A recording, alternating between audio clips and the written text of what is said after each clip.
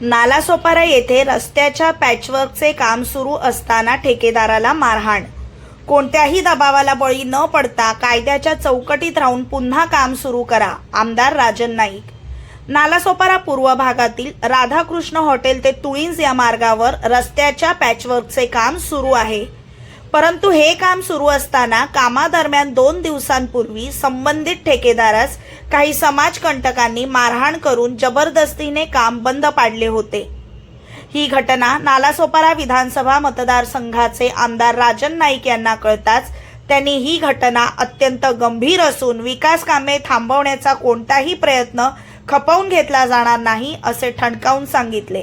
सदर प्रकरणात तात्काळ पुढाकार घेत रात्रीच्या वेळी आमदार राजन नाईक यांनी ठेकेदाराची भेट घेऊन त्याला धीर दिला व कोणत्याही दबावाला बळी न पडता कायद्याच्या चौकटीत राहून काम पुन्हा सुरू करा असा ठाम विश्वास त्यांनी यावेळी दिला।